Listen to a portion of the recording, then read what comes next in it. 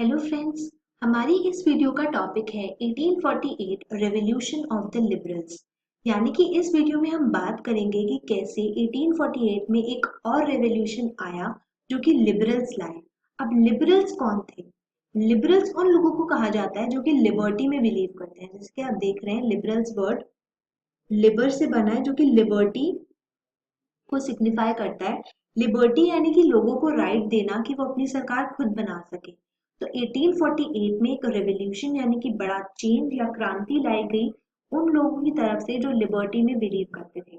अब वो क्यों, कैसे और कहाँ हुआ, अब हम वो पढ़ना स्टार्ट करते हैं। तो ये जो क्रांति या ये जो चेंज था ये जर्मनी में लाया गया।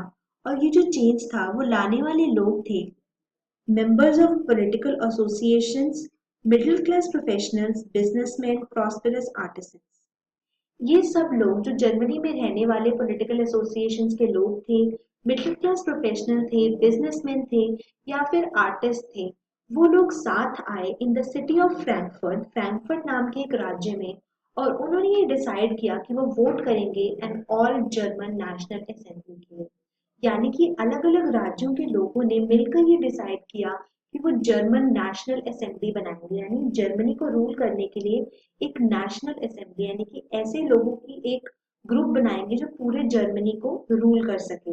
और ये सब हुआ in the city of Frankfurt. हम चलते हैं हमारे नेक्स्ट पॉइंट की तरफ। On 18 May 1948, 831 elected representatives marched in a festive procession to take their places in the Frankfurt Parliament, convened in the Church of Saint Paul। जब उन्होंने ऐसे लोगों को इलेक्ट कर लिया जो कि उन्हें रिप्रेजेंट करेंगे पार्लियामेंट में, तो एक बड़ी फेस्टिव प्रोसेशन यानी कि एक जलसे में ये लोग मार्च कर कर गए फ्रैंकफर्ट पार्लियामेंट में यानी कि जर्मन पार्लियामेंट में, जहां उन्होंने डिमांड करी अपनी जगह कि उन्हें भी पार्लियामेंट में जगह दी जाए जिससे कि वो देश के डिसीजंस ले सके क्योंकि उन्हें लोगों ने चुना है। They drafted a constitution for German nation to be headed by a monarchy subject to a parliament। यानी कि उन्होंने जर्मन अपने देश को चलाने के लिए एक नया कॉन्स्टिट्यूशन यानी कायदे कानून बनाए।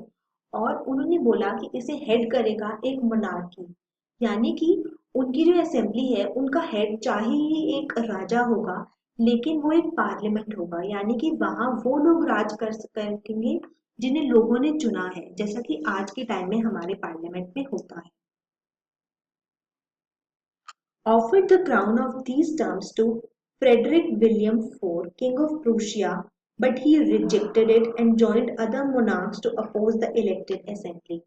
उन लोगों ने अपनी नई असेंबली का हेड बनाने का ऑफर दिया फ्रेडरिक विलियम फोर को, जो कि प्रूशिया का किंग था, लेकिन उसने ये ऑफर रिजेक्ट कर दिया और दूसरे राजाओं को ज्वाइन किया और इस इलेक्टेड असेंबली जिन्हें लोगों ने चूज किया था उसे अपोज किया यानी कि उसके अगेंस्ट हो गया। The parliament was dominated by middle class who resisted the demands of workers and artisans and consequently lost their support। जो पार्लियामेंट था उसमें मिडिल क्लास के लोग ज्यादा थे यानी कि वो लोग जो ना ही ज्यादा अमीर है ना ही ज्यादा गरीब है। लेकिन उन्होंने जो वर्कर्स और आर्टिसंस जो गरीब लोग थे जर्मनी के उनके डिमांड्स को नजरअंदाज कर दिया और इस वजह से जो उनका सपोर्ट था वो खो चुके थे। In the end, troops were called and the assembly was forced to disband। इस सब रेवोल्यूशन का एंड ये हुआ कि एंड में ट्रूप्स यानी कि आर्मी को बुलाया गया और पूरी असेंबली को डिसबैंड कर दिया गया यानी कि स्थगित कर दिया गया और वापस भेज दिया गया। एक बार हम रिवाइज कर लेते हैं। 1848 में जर्मन के अलग अलग राज्यों में रहने वाले लोग साथ आए फ्रैंकफर्ट में और उन्होंने डिसाइड किया कि वो वोट करेंगे एक ऑल जनरल नेशनल असेंबली के लिए यानी कि एक ऐसी असेंबली बनाएंगे जो कि जर्मनी के लोगों को रूल करने में पार्लियामेंट में जगह ले सके। 18 में 1848 को 831 ऐसे लोग जिन्हें लोगों ने इलेक्ट किया था वो एक जलसे में गए फ्रैंकफर्ट पार्लियामेंट में जो कि सेंट पॉल चर्च में था और अपनी जगह डिमांड करी क्योंकि उन्हें लोगों ने इलेक्ट किया था। उन्होंने एक कॉन्स्टिट्यूशन बनाया यानी अपने देश को चलाने के लिए कायदे और कानून बनाए। और उन्होंने सोचा कि इस पूरी असेंबली का हेड एक मोनार्की यानी कि एक राजा को बनाया जाएगा। उन्होंने ये क्राउन यानी कि अपना हेड बनाने का ऑफर दिया फ्रेडरिक विलियम फोर को, जो कि प्रूशिया का किंग था। बट उसने ये ऑफर रिजेक्ट कर दिया, यानी कि इस बात से मना कर दिया और राजाओं को ज्वाइन कर लिया एक अलग असेंबली बनाने में, जो कि इस असेंबली के अगेंस्ट थी, यानी इस असेंबली को अप्रूव नहीं कर रही थी।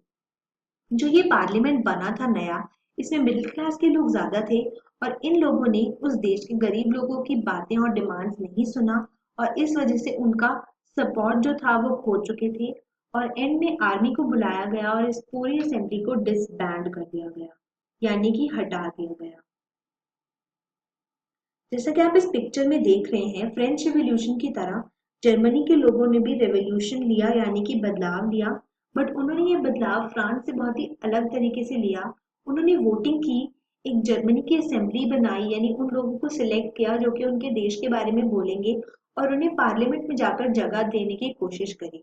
उसके अलावा उन्होंने उस देश का जो किंग था उसे अपनी कंट्री का राजा बनने का ऑफर भी दिया, लेकिन सिर्फ ये शर्त रखी कि इसमें पार्लियामेंट में जो लोग रहेंगे वो जो लोग इलेक्ट करेंगे, जिन लोगों को लोग चुनेंगे, वो लोग पार्लियामेंट में हेल्प कर सकेंगे देश को चलाने में।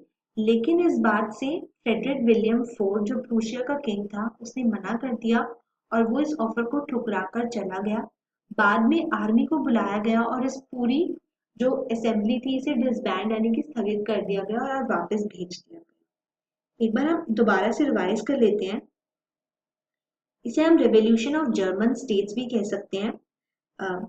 The liberal national romantic leaders called for elections to constituent assembly from all states in Germany.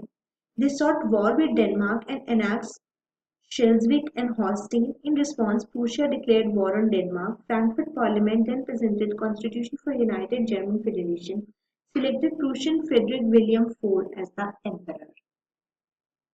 यानी कि लिबरल्स ने जर्मनी को जोड़कर एक बड़ा देश बनाने की कोशिश करी और लोगों से वोटिंग के जरिए 831 लोगों की एक असेंबली डिसाइड की, जिसे पार्लियामेंट में जाकर जगह देने के बारे में सोचा।